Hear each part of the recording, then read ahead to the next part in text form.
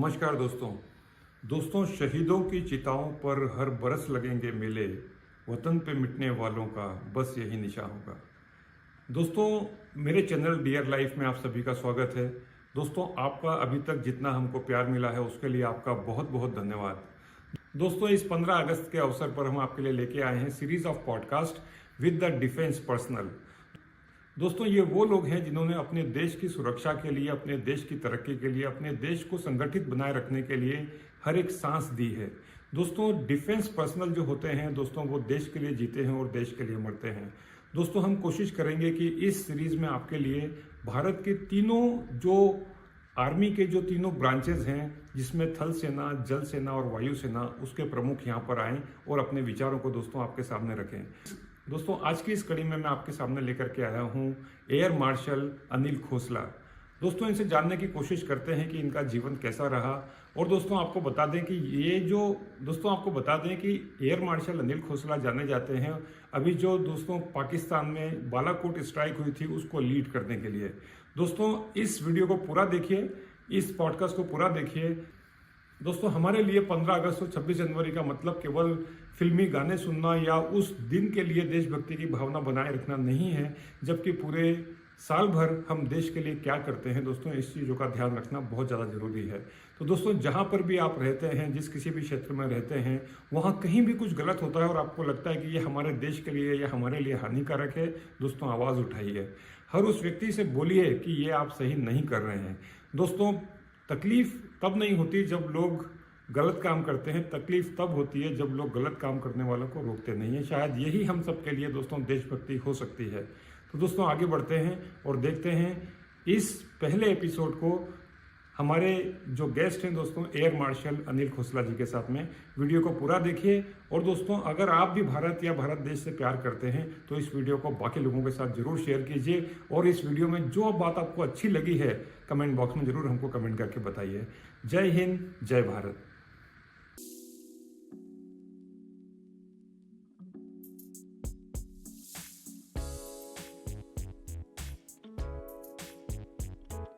नमस्ते sir, thank you so much for taking out time for this podcast. बहुत बहुत धन्यवाद सर आपका। और ये हमारा जो 15 अगस्त सर, हमारा जो बहुत इम्पोर्टेंट दिन है हमारे देश के लिए, हम सभी के लिए। और इस अवसर पर सर हम लोग ये जो पॉडकास्ट है इसमें काफ़ी सारे जो वेटरन है जो डिफेंस के, उनको इनवाइट कर रहे हैं sir. So thank you so much air marshal Anil Khosla sir, and really privilege having you on this podcast sir. Thank you, Pankaj, for inviting me. I also feel privileged being on your show and being the podcast being released on 15th August is a very, very important day for our nation. And I feel honored and privileged. Thank you very much. Yeah. So on this platform, sir, I would like to convey my thanks to Arun Rao sir also, who made us connected, especially for this podcast. And really sir, जब भी sir army की बात आती है, defence की बात आती है, तो पता नहीं क्या होता है सर, पूरे इमोशंस चेंज होने लगते हैं सर। आई रिमेम्बर सर, जो स्कूल में जब भारत का जब जो जनगण मन बजता है, जब आर्मी की बात आती है, देश की बात आती है, तो एक अलग ही टाइप के इमोशंस होते हैं सर। और वो इस टाइप के होते हैं कि आप यू कांट इवन एक्सप्रेस, ये जो भावनाएं होती हैं, इमोशंस होते हैं।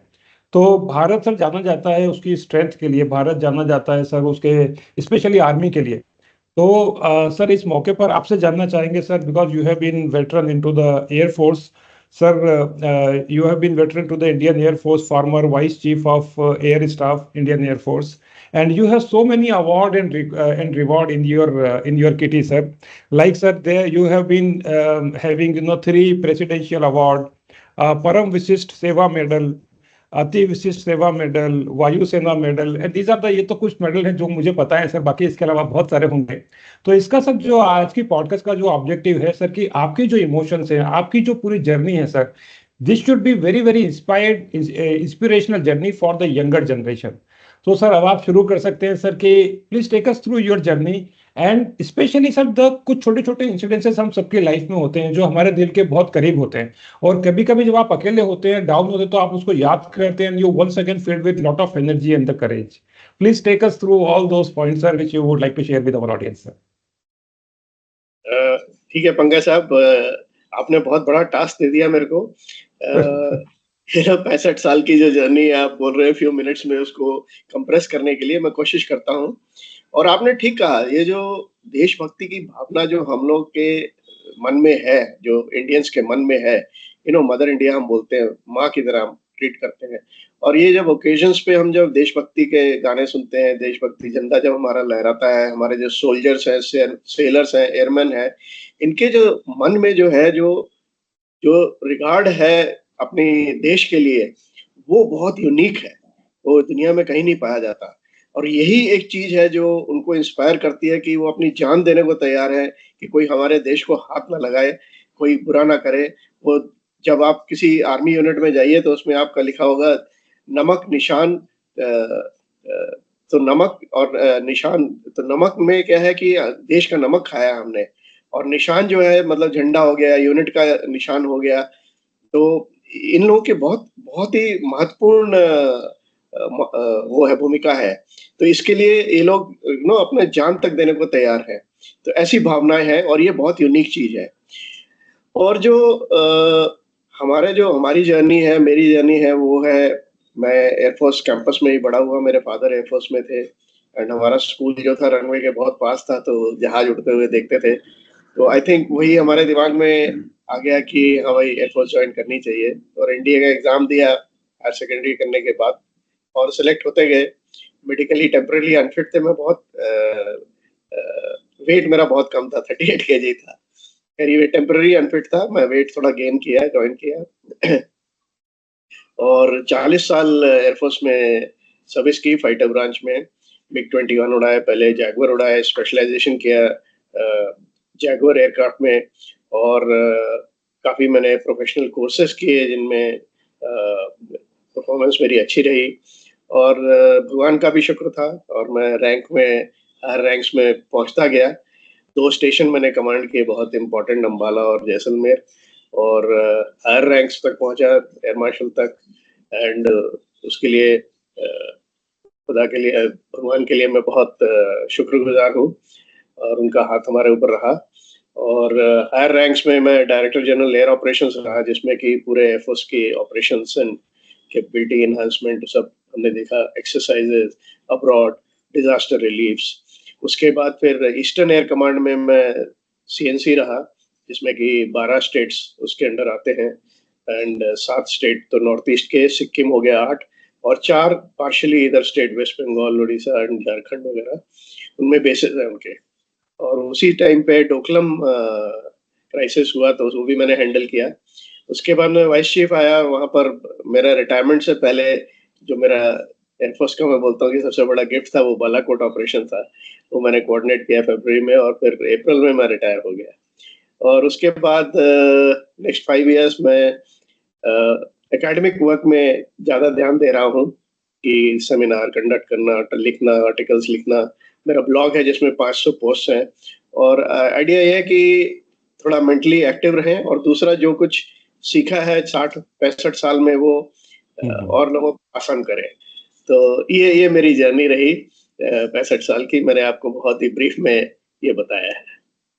जी पंकज सर, साहब। ये जो आपने तो बहुत आसानी से बोल दिया सर, लेकिन हमारे लिए सर, जब मैं मिग की बात सुनता हूँ, जब मैं सुनता हूँ कि ये जो फाइटर जेट्स होते हैं, तो मतलब हम तो उनको उड़ते हुए देखते हैं, तो ही सर मतलब बॉडी में जो ब्लड का जो सर्कुलेशन है फास्ट हो जाता है सर। और दूसरा, जैसे आपने बताया कि जो लास्ट जो एक बहुत बड़ा गिफ्ट जो जो आपने बताया कि डोकलाम और बालाकोट, सर मैं शुरू करना चाहूंगा बालाकोट के बारे में। सर बताइए, बिकॉज अभी हमने सर कंटिन्यूसली हम देख रहे हैं कि इस तरीके के जो जो हरकतें हैं जो पाकिस्तान के द्वारा या जिस तरीके से बॉर्डर पे हो रही हैं, और हमारी सेना, सर भारतीय सेना को, चाहे वो एयरफोर्स हो, आर्मी हो या नेवी हो, सर जितना सैल्यूट किया जाए कम है। क्योंकि सर एक सबसे इंपॉर्टेंट चीज जो समझ में आती है, भारत अपनी इंटीग्रिटी कभी नहीं खोता सर। हम कभी किसी के ऊपर वार नहीं करते, भारत ने सर कभी किसी के ऊपर अटैक नहीं किया, ये जहां तक मुझे याददाश्त जितनी दूर दूर तक पास्ट में जा रही है। और हम सभी किसी को छेड़ते नहीं है सर। लेकिन सर ये जो बार बार जो जख्म दिए जाते हैं, बार बार जो सताया जाता है, और अब सर ये जो बालाकोट वाला जो ऑपरेशन जो आप बता रहे हैं कि बहुत बड़ा गिफ्ट रहा है, मेरे ख्याल से ये रिटायरमेंट के पहले एक बहुत बड़ा अचीवमेंट है सर। तो उसके बारे में सर मैं चाहूंगा कि जो भी आपके इमोशन है सर, जिस तरीके से आपने किया, प्लीज थोड़ा शेयर कीजिए, थोड़ा सा हमको और पता लगे सर इस बारे में। ठीक है पंकज साहब, मैं बताता हूँ आपको बालाकोट के बारे में जितना मैं बता सकता हूँ। एक तो जो पाकिस्तान पार्टीशन के बाद जो है हमारी जो एनिमिटी बढ़ती गई है, ये इसको हम बोलते हैं cartographic mischief of Britishers. Cartographic मतलब कि उन्होंने जो डिवीजन किया, और पाकिस्तान के साथ ही नहीं, चाइना के साथ भी, तो जो उन्होंने डिवीजन किया जो है वो बिना ग्राउंड पे देखे कि क्या फीचर्स हैं क्या है, वो मैप के ऊपर उन्होंने लाइन बना दी। और मैप पे भी लाइन ऐसी बनाई कि मोटी सी लाइन बना दी जो कि ग्राउंड में 2 या 3 किलोमीटर के बराबर की लाइन ही है। तो उसमें क्या है कि दोनों कंट्रीज या आपस में जो उसको डिसाइड करना कि हाँ भाई कहाँ पर लाइन ऑफ एक्चुअल कंट्रोल है, लाइन ऑफ कंट्रोल है या बॉर्डर है, वो बहुत मुश्किल है ग्राउंड पे, क्योंकि ये हिली टेरेन है और वो सब है। तो इसी कारण ये प्रॉब्लम बढ़ती जा रही है। अच्छा, ये तो हो गया बॉर्डर का। बट लेकिन जो पाकिस्तान के दिमाग में है, वो साइक जो है उनकी, वो एंटी इंडिया है। और वहां क्या है, पाकिस्तान आर्मी रूल करती है ज्यादा। आपने देखा होगा, टाइम एंड अगेन डेमोक्रेसी आती है लेकिन उसको टिकने नहीं देते हैं, फिर कू होता है, आर्मी टेक ओवर कर लेती है। और जो रीजन जो है आर्मी का सर्वाइवल का है, वो एंटी इंडिया फीलिंग जनरेट करना। अब ये देखिए, आप 3 लड़ाइयां वो हार चुके हैं। 47 में लड़ाई हुई, 65 में हुई, 71 में हुई। 71 में तो उन्होंने बुरी तरह से हार खाई। उन्होंने रियलाइज किया कि ये लड़ाई करके कुछ हासिल नहीं कर सकते। अच्छा, ये जब लड़ाई जब हार रहे हैं तो और भी उनको एंटी इंडिया फीलिंग्स बढ़ती जा रही हैं। अब फिर उन्होंने, तो आपने देखा सियाचिन स्कर्मिश हुआ, फिर उसके बाद कारगिल वाला बहुत बड़ा स्कर्मिश हुआ, वो एक्चुअली वॉर के बराबर था। अब उन दोनों में भी उन्होंने मात खाई। अब वो क्या कर रहे हैं, ये पॉलिसी फॉलो कर रहे हैं, bleed India by 1000 cuts. Terrorism पे रिसोर्ट कर रहे हैं, यू नो। तो टेररिस्ट भेजते रहते हैं, कैंप्स हैं उनके 17, 25, 20, 25 कैंप्स हैं, वहाँ ट्रेन करते हैं, वहां पर टेररिस्ट को ब्रेन वॉश करते हैं, उनको इंडिया में इन्फिल्ट्रेट करते हैं, और यहाँ पर इसीलिए टेररिस्ट एक्टिविटी बढ़ती जा रही है। अब ये जो बालाकोट ऑपरेशन था, ये जो बहुत ही महत्वपूर्ण ऑपरेशन इसलिए था कि पहली बार हवाई अटैक जो इंडियन एयरफोर्स को यूज किया गया, ठीक है, पहली बार। क्योंकि इस स्केल पे जहाँ की हम लोग जाके हमने उनके कैंप के ऊपर अटैक किया, और वो पीओके में ही नहीं था, पीओके के बाहर था वो कैंप, तो इसलिए महत्वपूर्ण था। अब ये जो बालाकोट ऑपरेशन था, इसका महत्व ये है कि सिग्नल दिया गया कि हमने टेररिस्ट कैंप को अटैक किया है। हमारी पाकिस्तान की जो आम जनता है, और बड़ा प्रिसिशन अटैक था वो, कि कोलैटरल डैमेज ना हो, कि हमारी पाकिस्तान जनता से कुछ नहीं है। हमको जो लड़ाई है हमारी, वो टेररिज्म से है, टेररिस्ट से है, टेररिस्ट ऑर्गेनाइजेशन से है। और वो जो फोर्सेस है पाकिस्तान की जो कि टेररिज्म को बढ़ावा देती है, उनके अगेंस्ट है। और दूसरा मैसेज जो था बहुत महत्वपूर्ण था कि हमारी जो पेशेंस है वो अब खत्म हो गई है। अगर आप इसी रास्ते पे चलते रहेंगे तो जो इसका कॉस्ट है जो आपको बढ़ा देंगे। हम जो नेसेसरी हमको उपाय करना पड़ेगा, जो भी अटैक करना पड़ेगा हम करेंगे। ये मैसेज जो दिया। अब आप देखिए कि उसके बाद 4-5 साल तक काफी थोड़ा बहुत शांति रही, एक्टिविटीज कम हो गई। अभी फिर आप रिसेंट हाल में देखिए, 1-2 महीने में फिर से टेररिस्ट अटैक बढ़ रहे हैं। तो पाकिस्तान के साथ ये हमारा बालाकोट का इम्पोर्टेंस था, और वो बहुत ही प्लान्ड, वेल प्लान्ड, एग्जीक्यूटेड जो हमारा 26 तारीख को हुआ था, वो बहुत ही वेल प्लान किया था, और टैक्टिकल सरप्राइज हमने अचीव किया।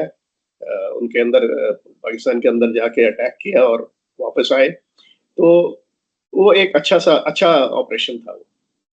हाँ जी पंकज जी। जी, बहुत अच्छा लगा सर आपने जिस तरीके से बताया।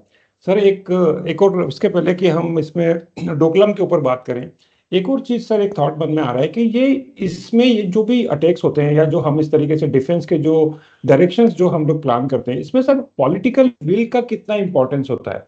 बिकॉज वो जो बॉर्डर पे एक सोल्जर बैठा हुआ है, या जो एयरफोर्स में जो एक जवान है, आपके पास में एक पायलट है, वो भी देख रहा है, he is also observing whatever things are happening in and around. और यहाँ पर एक पॉलिटिकल विल बहुत इंपॉर्टेंट रोल प्ले करती है। हमने पास में भी देखा सर, जो पुरानी सरकारें थी, उस तरह किस तरीके से हम डिफेंसिव होकर के खेलते थे when it comes to the defence of the country. Now the suddenly the things have changed, right, and I still feel कि अभी और थोड़े से चेंजेस आना बाकी हैं, और हो सकता है कि आने वाले टाइम में एग्रेशन हम थोड़ा सा और दिखाएं। What is your feeling about this, sir, as a soldier, as a veteran of the defense?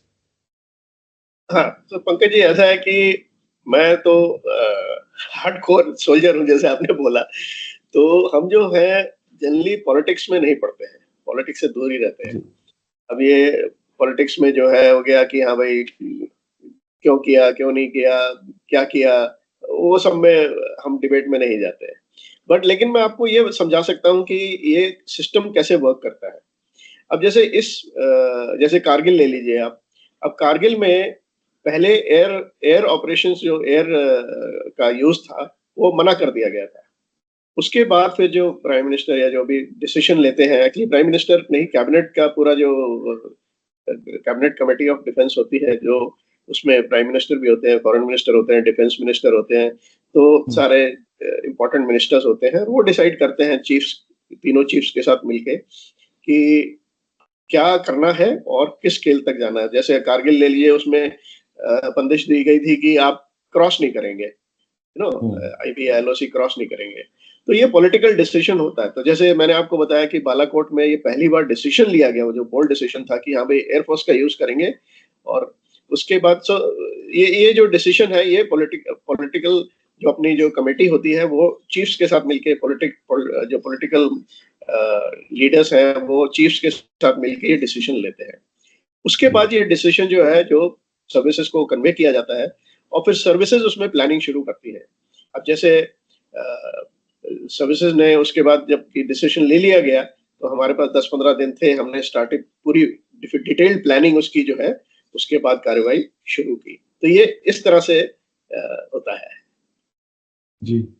तो सर, एक सोल्जर के मन में जब ये चीजें होती हैं और आपको पता है कि नहीं ये चीजें गलत हो रही हैं, क्या ऐसा होता है कि सर कई बार ये आपको इमोशनल स्टेट ऑफ माइंड में भी कुछ डिस्टरबेंस होता है because of being a soldier? Uh, ऐसा है कि इसमें जो जैसे मैं आप फ्लाइंग के बारे में बता सकता हूँ आपको कि जी फ्लाइंग में कहावत है कि never take your worries to the cockpit.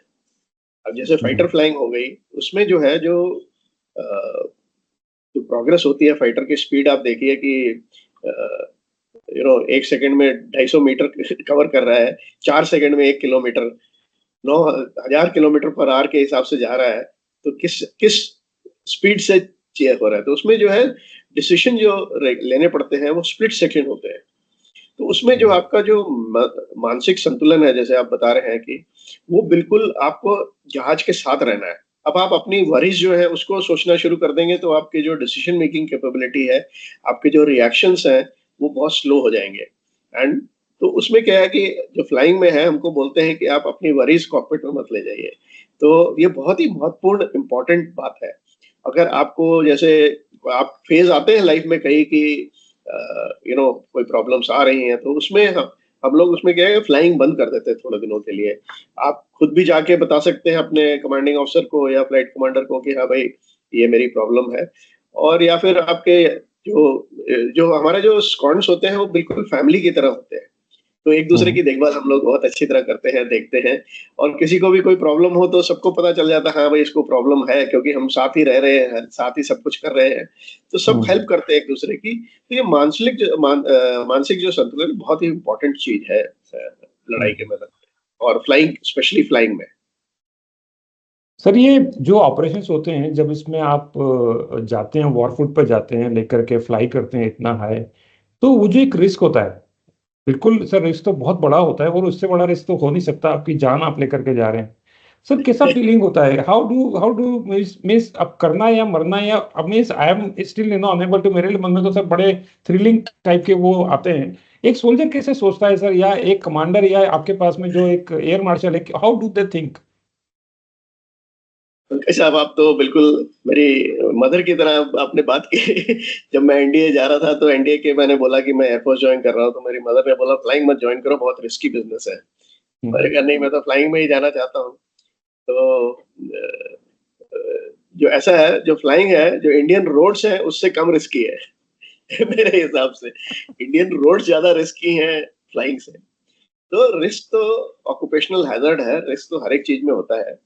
And लेकिन जो थ्रिल मिलता है इन चीजों में, जो जैसे फ्लाइंग में जो है वो रिस्क के बारे में सोचना बंद कर देते हैं हम लोग। रिस्क तो है वैसे, बट रिस्क और भी कई चीजों में है, तो ऐसी बात नहीं है। तो जब आप लड़ाई के मैदान में उतरते हैं, आप रिस्क वगैरह के बारे में नहीं सोच रहे हैं उस समय। उस समय आपको बस एक ही वो लक्ष्य है कि हाँ भाई, आपका ऑब्जेक्टिव ये है, आपको वो अचीव करना है, जो भी आपको एम ऑब्जेक्टिव दिया गया है।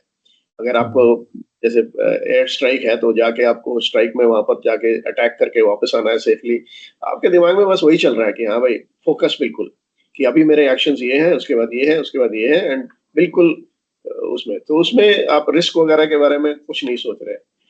हाँ, जैसे कि मैं बोलता हूँ कि रिस्क है, तो इसमें थोड़ा डर का एलिमेंट भी होना चाहिए दिमाग में।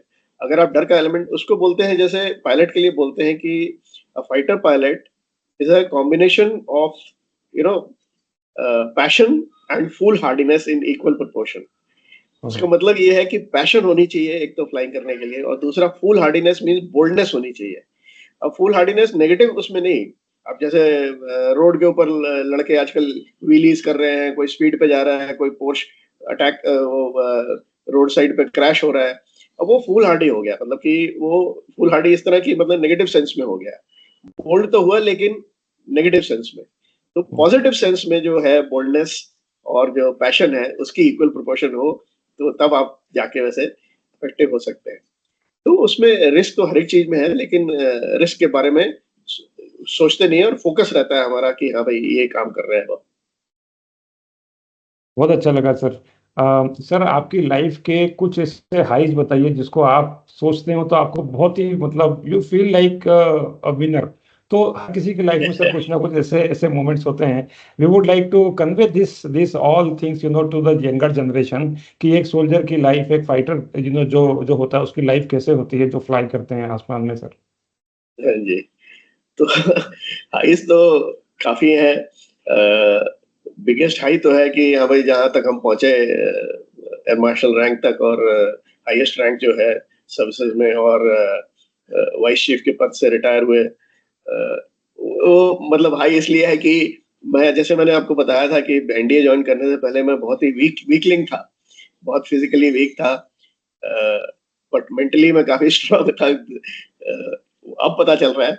तो मेरी मदर भी उनको भी, वो भी सोचती थी कि मैं एनडीए नहीं कर पाऊंगा, बहुत टफ होगा तुम्हारे लिए। तो वो मेरे को बोलती थी, तुम तो एक हफ्ता 10 दिन में वापस आ जाओगे। अभी तो हम्म। मस्त है। तो वो हमारे फ्रेंड्स को बोलती थी कि 1 महीने तक मैंने इसका कमरा जो है वो बिल्कुल टच नहीं किया, कि ये वापस आ जाएगा। तो एनडीए तो हम वापस नहीं आए, एनडीए भी किया और एयरफोर्स में भी सर्विस की उसके बाद, तो 40 साल तक। तो सबसे बड़ा हाई तो ये है। और छोटे छोटे हाई काफी हैं, मतलब जैसे कि पहला सोलो जाना। जो हमारी ट्रेनिंग होती है बड़ी टफ होती है, उसमें सारे नहीं जा पाते। हमारे कोर्स में जो 50% एट्रिशन था, मतलब 15-50% जो है फ्लाइंग से निकल गए। तो वो काफी टफ होता हम्म। है। तो पहला सोलो जाओ, वो बड़ा हाई होता है कि हाँ भाई, मैं सोलो अकेला जाके जहाज में कुछ करके वापस आ गया अपने आप। फिर उसके बाद फुल्ली ऑपरेशनल स्टेटस, कि हाँ भाई, अभी फुल्ली ऑपरेशनल ये कि अगर लड़ाई लगती है तो मैं ये जहाज लेके जाके लड़ाई में पार्ट ले सकता हूँ। तो वो 2 जहाज पे, MiG-21 पे, फिर जैगुआर एयरक्राफ्ट पे अटेंड किया। कोर्सेज मैंने हम्म। प्रोफेशनल कोर्सेज में मैं फर्स्ट आया सब में, 4 या 5 कोर्सेज में। तो उसके बाद जैसे मैंने बताया कि हायर रैंक्स पे पहुंचे, मीडियम मीडियम रवर रैंक्स पे पहुंचे, स्टेशन कमांड किया। तो ये जो है बड़े इंपॉर्टेंट अपॉइंटमेंट्स है, और ये आपके हाई है लाइफ में कि हाँ भाई, एयरफोर्स ने हमको फिट समझा है कि हाँ भाई, ये इतना बड़ा स्टेशन कमांड कर सकते हैं, जहाँ पर 3 लड़ाकू जहाज है, स्क्वाड्रन है, मिसाइल स्क्वाड्रन है, 17-18 यूनिट्स हैं, हजारों लोग हैं। तो उनको आप कमांड कर रहे हैं। उसके बाद फिर hmm. Director general air operations is another important appointment. उसके बाद आप पूरी कमांड को कमांड कर रहे हैं, जैसे ईस्टर्न एयर कमांड मैंने आपको बताया। तो उसमें तो लाखों हम्म। लोग हैं और इतने सारे बेसिस हैं। एंड उसके बाद वाइस चीफ, तो ये सब मैं, मतलब कह सकते हैं कि हाँ भाई, लाइफ में ये हाइज है। जी सर, बहुत अच्छा लगा। सर, जैसे आपने बताया कि 50% जो एट्रिशन होता है लोगों का, जो चले जाते हैं वापस, that is because of the not non fitment, या mentally they break. What are the main few reasons of withdrawal of this people? उसमें क्या होता है, 2-3 रीजन होते हैं। एक तो होता है कि कई लोग जो होते हैं एयर सिकनेस फील करते हैं। आपने देखा होगा रोड सिकनेस भी होती है लोगों को कि जब ट्रैवल करते हैं हम्म, रोड्स में तो वॉमिटिंग हो जाती है या सिकनेस हो जाती है। हिल्स में ज्यादा होता है। अब कई लोगों को जो है एयर सिकनेस होती है फ्लाइंग में, और तो जब भी वो फ्लाइंग के लिए जाते हैं तो उनको सिकनेस सी महसूस महसूस होती है, तो फिर वो फ्लाइंग अपना परस्यू नहीं कर पाते। दूसरा जो है हम्म, चीज होती है उसको बोलते हैं साइकोमोटर स्किल। अब जैसे जहाज को हम्म, आप जब उड़ा रहे हैं तो आपके दोनों पैर रडर पेडल्स में है, हाथ थ्रॉटल में है, स्टिक में है, और काफी काम करने पड़ते हैं, और मल्टीटास्किंग काफी है। तो उसमें क्या है, जो साइकोमोटर स्किल होती है, अब जैसे आप साइकिल चलाना सीखते हैं तो वो भी एक साइकोमोटर हम्म, स्किल हो गई, लेकिन वो हम्म, बड़े लोअर लेवल पे हो गई। जो जहाज में साइकिल मोटर स्किल जो है वो बड़ी हाई लेवल की चाहिए होती है, तो कईयों में वो कोप अप नहीं कर पाते, तो उसलिए हम्म, निकल जाते हैं। तीसरी चीज होती है कि जो ट्रेनिंग बढ़ती जाती है तो जहाज जो है और भी ज्यादा कॉम्प्लेक्स होते जाते हैं। और आजकल के जो हम्म, मॉडर्न जहाज हैं वो बड़े बड़े कॉम्प्लेक्स हैं, उसमें काफी सिस्टम्स हैं, तो आपको काफी चीजें सीखनी पड़ती हैं और काम मतलब हैंडल करनी पड़ती है। तो वो कई हम्म, लोग कोप अप नहीं कर पाते मल्टीटास्किंग में, तो वो निकल जाते हैं। तो ये कारण है कि जैसे ऐसा नहीं है कि निकल जाते हैं तो मतलब करियर खत्म हो गया। एयरफोर्स में ऑप्शन है कि अगर आप फ्लाइंग में से निकल गए, और भी बहुत सारे 10-12 फील्ड्स हैं जिसमें कि आप जा सकते हैं। एडमिनिस्ट्रेशन हो गया, नेविगेशन हो गया, ये तो आप कहीं ना कहीं एब्जॉर्ब हो जाते हैं और यूज कर सकते हैं, बट चॉइस आपकी होती है कि हम्म। आप साइड स्टेप करके एयरफोर्स में ही रहना चाहते हैं या बाहर जाना चाहते हैं। जी सर, ये अक्सर हमने देखा है कि प्राइम मिनिस्टर मिग में जा रहे हैं साथ में, को पायलट के साथ में जा रहे हैं, या हमारी जो राष्ट्रपति हैं वो जाते हैं, तो उनको जाने के पहले ट्रेनिंग दी जाती है सर, या वो मतलब they are just co piloting the main pilot something. Uh, ये जो ये जो जहाज में जाते हैं, जो आप लड़ाकू जहाज की बात कर रहे होंगे जी मेरे जी ख्याल में। जी जी हाँ सर। जी, तो ये लड़ाकू जहाज में जो है वो उसको बोलते हैं एयर एक्सपीरियंस। एयर हम्म, एक्सपीरियंस कि हाँ भाई आप जहाज में आपको ले जा रहे हैं और एक्सपीरियंस करा रहे हैं उसके बारे में। जी। तो उसके बारे में पहले तो पूरा ब्रीफिंग होती है, डिटेल्ड ब्रीफिंग। पहले मेडिकल चेकअप होता है कि हाँ भाई आप मेडिकली कंडीशन में है कि आप जा सकते हैं। उसके बाद पूरी हम्म, ब्रीफिंग होती है कि हाँ भाई ये जहाज है, ये ऐसे इसका ये इम्पोर्टेंस है। उसमें जो सेफ्टी फीचर्स हैं वो पूरे हम्म, डिटेल में एक्सप्लेन किए जाते हैं। अब जैसे अगर इंजन फेल हो जाए, नई रीलाइट हो रहा है, तो इजेक्शन होती है। इजेक्शन कैसे होगा, इजेक्शन के क्या इफेक्ट होंगे, क्या आपको हम्म, पोस्चर लेना है, क्या करना है, कैसे कन्वे किया जाएगा, वो सारी ब्रीफिंग दी जाती है। फिर उसके बाद कॉकपिट में ले जाके आपको फिर से सब कुछ समझाया जाता है कि ये यहाँ पर ये है, ये स्विचेस आप टच नहीं करिए, और ये स्विचेस अगर आप इमरजेंसी होती है तो ये ऐसे होगा, तो वो पूरा समझाया जाता है। ठीक है। उसके बाद फिर आपको स्ट्रैप इन किया जाता है, और जो सॉर्टी होती है वो जो उसको प्रोफाइल पहले ही डिसाइड की जाती है कि हाँ भाई टेक ऑफ करेंगे, उसके बाद ये करेंगे, तो उसमें जो ज्यादा वायलेंट मनूवर्स है वो नहीं किए जाते। तो हम्म। जो जेंटल मनूवर्स हैं जो कि वो करके फिर उसके बाद वापस आते हैं, तो उसमें पूरी डिटेल्ड ब्रीफिंग होती है और पूरा डिटेल में समझाया जाता है, और सेफ्टी फीचर्स बहुत एक्सटेंसिवली अच्छी तरह से समझाए जाते हैं। बहुत बढ़िया सर। ये जो 26 जनवरी 15 अगस्त को जो हम लोग देखते हैं दिल्ली में, जो परेड देखते हैं ऊपर से, जो मनोवर्स होते हुए देखते हैं सर, फ्लाइट्स के, तो बड़ा मन, वो तिरंगा बनते हुए देखते हैं, बलून्स का वो सब देखते हैं, तो बड़ा अच्छा लगता है। लेकिन उसके पीछे बहुत मेहनत होती होगी, उसके पीछे बहुत प्रैक्टिस होती होगी, उसके पीछे बहुत सारे ट्रायल्स होते होंगे सर। ये है। तो आपने बिल्कुल सही कहा। और मैं तो अभी भी अगर किसी एयर शो में जाता हूँ तो मेरे रोंगटे खड़े हो जाते हैं जब मैं ये फ्लाई पास्ट वगैरह और मनूवर्स और लो लेवल एरोबैटिक्स देखता हूँ तो। जी। एंड मेरे को याद है एक सीन, मैं सिंगापुर गया था 2004 में मेरे ख्याल। मैं दो टीम्स को लेके गया था अपना, एक सूर्य किरण जो एरोबैटिक टीम है और एक सारंग जो हेलीकॉप्टर की एरोबैटिक टीम है। तो मैं टीम लीडर था। और मेरे को याद है कि जब डिस्प्ले हो रहा था तो मैं एक दिन, तो उसमें मैं जैसे टीम लीडर था तो मैं कभी हेलीकॉप्टर में फ्लाई करता था, कभी सूर्य किरण के साथ, कभी मैं नीचे ग्राउंड पे रहता था। तो एक बार मैं ग्राउंड पे था और बहुत सारा क्राउड था, मतलब हजारों में लोग थे, और डिस्प्ले एलईडी डिस्प्ले चल रहा था, और ग्राउंड डिस्प्ले भी चल रहा था। जब सूर्य किरण परफॉर्म करना शुरू किया जब हमारी टीम ने, आप हम्म, मानेंगे नहीं, बिल्कुल रोंगटे खड़े होने वाली हालत थी।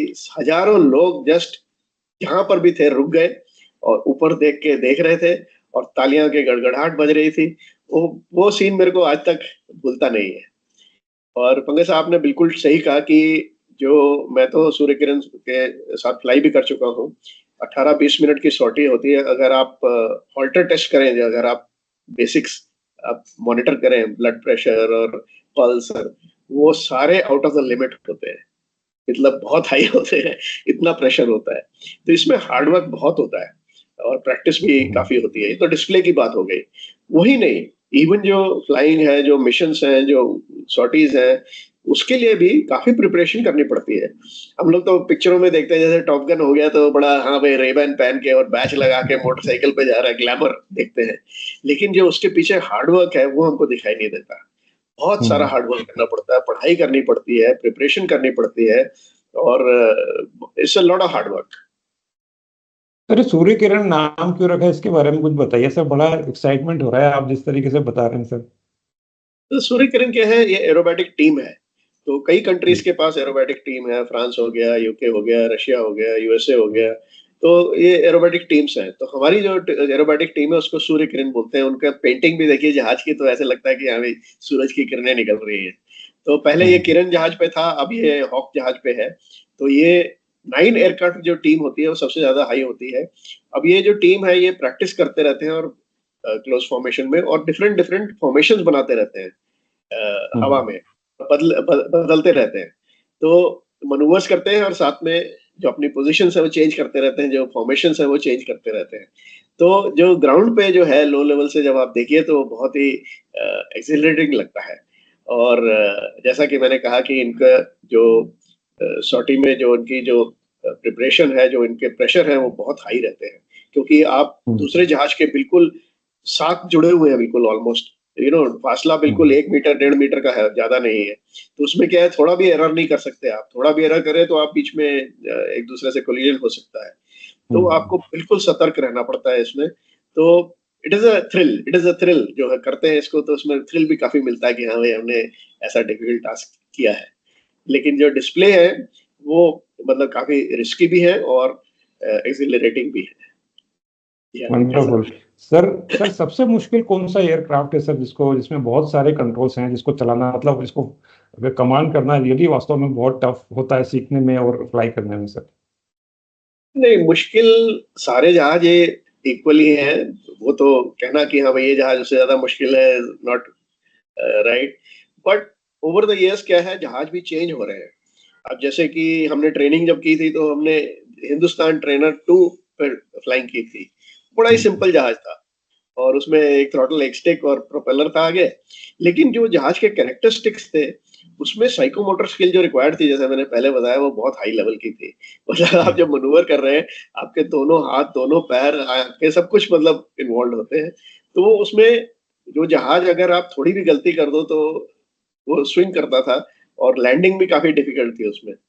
अब जो मॉडर्न जहाज आ रहे हैं उनमें जो जनरल फ्लाइंग है, जैसे टेक ऑफ हो गया, लैंडिंग हो गया, नेविगेशन हो गया, क्योंकि सिस्टम्स इतने अच्छे हैं, ऑटो पायलट्स हैं, ऑटो लैंडिंग्स हैं, वो जो जनरल फ्लाइंग है वो आसान हो गई है। लेकिन जो सिस्टम्स का मैनेजमेंट है, जैसे आप अटैक के लिए जा रहे हैं, एयर टू एयर अटैक है, air to ground attack, different weapons हैं आपके पास, डिफरेंट, वो कंप्यूटिंग पावर काफी है। तो जो सिस्टम्स है वो मैनेज करना जो आर्ट है। तो आजकल के जो जहाज आ रहे हैं वो भी ट्विन सीटर आ रहे हैं, दो आ रहे हैं। मतलब एक पायलट जो फ्लाई करता है, और एक वेपन्स, जो वेपन्स को हैंडल करता है, सिस्टम्स को हैंडल करता है, हम्म। वेपन सिस्टम ऑपरेटर बोलते हैं उसको। तो वो भी हम्म। ट्रेंड चल रहा है। तो ऐसा कहना कि हाँ भाई ये जहाज उससे ज्यादा डिफिकल्ट है या मुश्किल है, ठीक नहीं होगा। और मुश्किल जो डिफिकल्टी लेवल है वो आपकी मिशन पे भी डिपेंड करता है। अब जैसे कि मैंने स्पेशलाइजेशन किया था सी फ्लाइंग के ऊपर। तो अब आप सी फ्लाइंग के लिए अगर जाएं, आप डार्क नाइट में सी के ऊपर जाएं और ऊपर क्लाउड कवर हो, तो बहुत ही डिसोरिएंटेटिंग होता है। So that was my toughest flying experience of my life. तो हम्म। वो आपके मिशन पे भी डिपेंड करता है कि हाँ भाई कितनी मुश्किल है, कितना टफ है। जी हाँ, पंकज जी साहब। सर, एक एक थॉट आ रहा है मन में अभी। पता नहीं, थोड़ा वियर्ड सा थॉट है, लेकिन मैं अक्सर महसूस करता हूँ कि जब भी सर मैं फ्लाई करता हूँ और ऊपर अगर क्लाउड्स होते हैं, और क्लाउड्स में जब जिस तरीके से जो जर्क आता है ना, वो थोड़ा सा लगता है कि यार जिससे थोड़ा डिसोरिएंटेशन हो रहा है।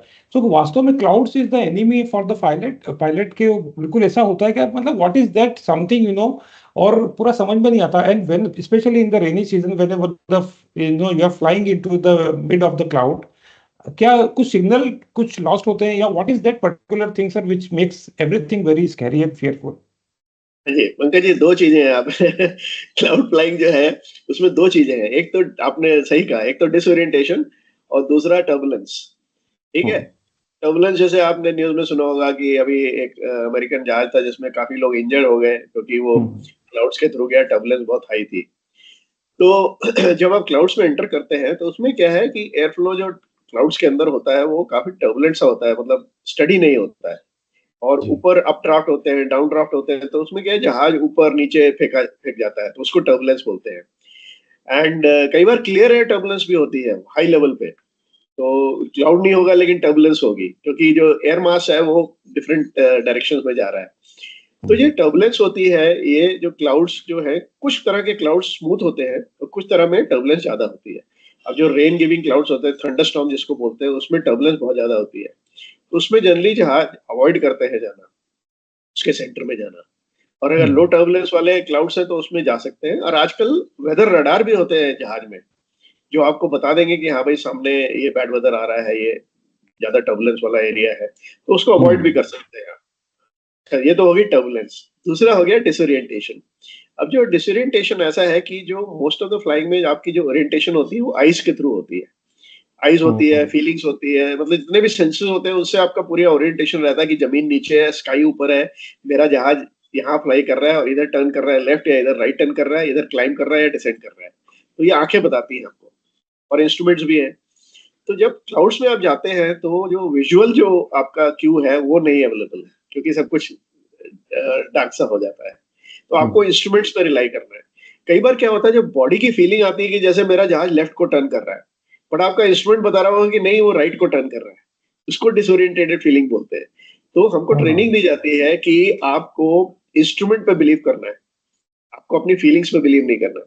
आपकी फीलिंग्स जो है रॉन्ग सेंसेस से आ रही है, जो इंस्ट्रूमेंट है वो करेक्ट दिखा रहा है।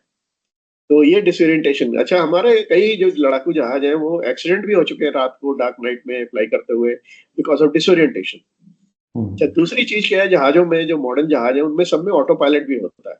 और कई केसेस हैं जो पायलट बच गए हैं because of auto pilot also. जैसे अगर आप डिसोरिएंटेशन की फीलिंग आई तो आप ऑटो पायलट एंगेज कर दीजिए, वो आपको जहाज अपने आप स्ट्रेटेड लेवल में ले आएगा।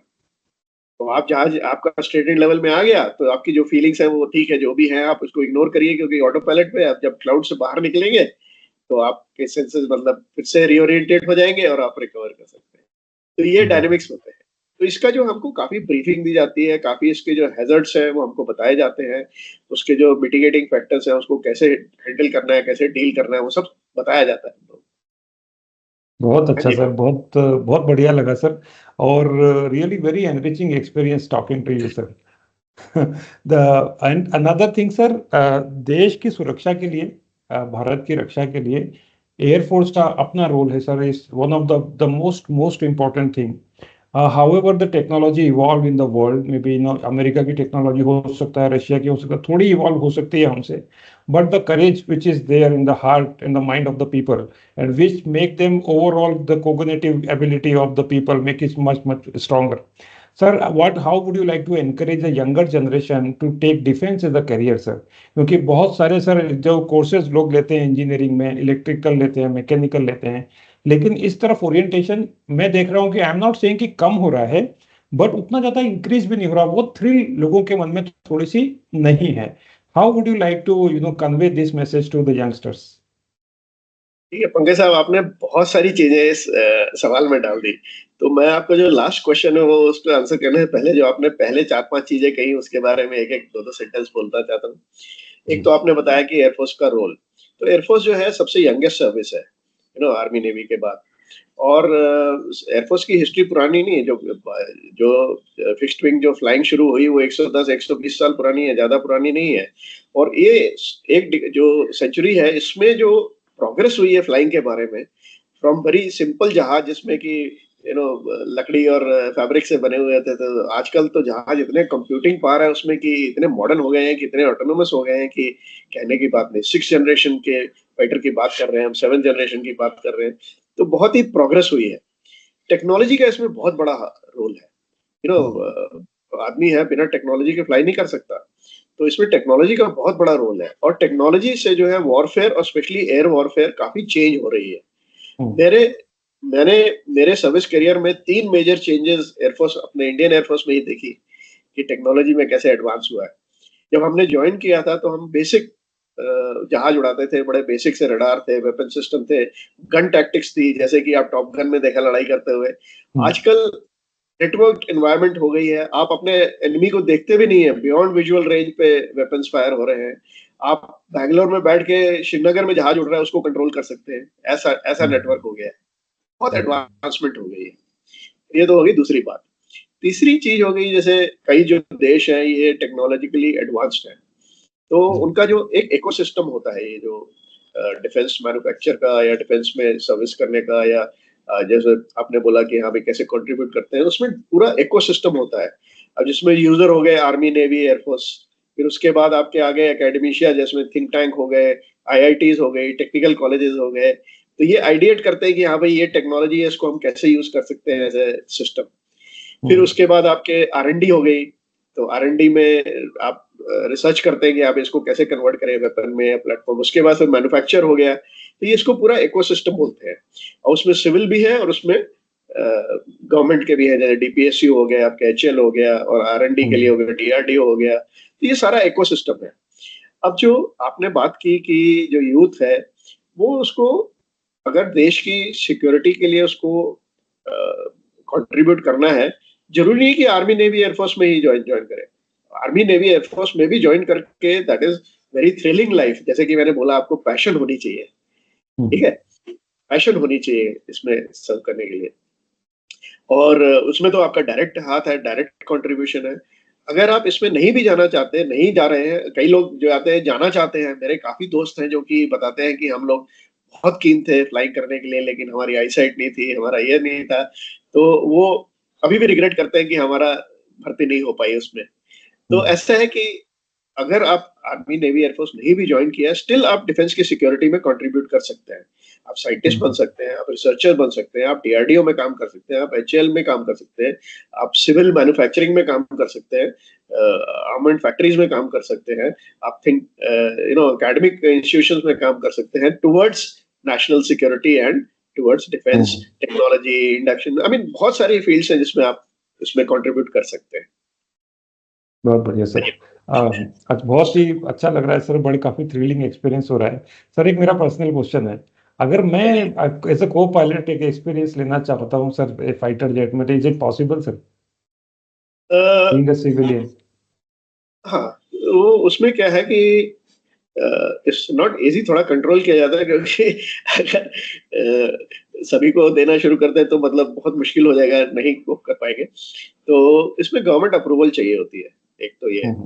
दूसरा तरीका क्या है कि जैसे एयर शो होते हैं, जैसे हर बैंगलोर में होता है हमारा एरो इंडिया, तो उसमें ये कंपनीज आती हैं, और वो कंपनीज भी जॉय राइड्स या जो भी आपको एयर एक्सपीरियंस है उनके जो जहाज है उसमें देते हैं, लेकिन उसके लिए भी आपको करेक्ट लोगों को अप्रोच करना पड़ता है, मतलब कंपनी के थ्रू की, तो वो भी ऑप्शन अवेलेबल है। अब कई कंट्रीज में उन्होंने टूरिज्म शुरू किया, जैसे रशिया, समवेयर और द अदर, जहां पर कि private operators are operating the jets, fighter jets also, और उसमें भी आपको जॉयराइड के लिए जा सकते हैं। तीसरी चीज है कि आपको फाइटर के लिए मैं थोड़ा मुश्किल बता रहा हूँ, लेकिन आप अगर जहाज में जाना चाहते हैं जॉयराइड के लिए तो ऑप्शंस अवेलेबल हैं। अब हमारे देश में कई सारे फ्लाइंग क्लब्स हैं, करेक्ट, हर एक स्टेट में, हर एक मेजर सिटी में फ्लाइंग क्लब है जनरली, तो उसमें आप पेमेंट करके भी उसमें जॉयराइड के लिए जा सकते हैं। तो ये तरीके हैं, इसमें आप मतलब एयर एक्सपीरियंस के लिए आप जा सकते हैं। जी जी, बहुत अच्छा लगा सर। बाकी मैं आपसे पर्सनली पूछूंगा कि सर कैसे में एक फाइटर जो आर्मी अपना जो एयरफोर्स का होता है उसमें कैसे कर सकते हैं, we will talk it personally offline. Another important thing sir, and I think this is going to be the last question, एक एक हाँ जी, बोलिए। देश के लिए काम करना कितनी बड़ी बात होती है एक सोल्जर के लिए। और जब आप सिविलियन लाइफ में आते हैं sir, because after post retirement, so that वो जब आप डिफरेंस देखते हैं लोगों में, सिटी में देखते हैं, जब आप जिस शहर में रहते हैं लोगों को देखते हैं, तो वो फीलिंग जो एक सर एक आपके मन में होती है जब आप जिस वक्त उसमें देश की सेवा के लिए थे, उसको सर आप कैसे एक्सप्रेस करना चाहेंगे, and what are the few things which you feel that society को सर उसके ऊपर काम करने की जरूरत है?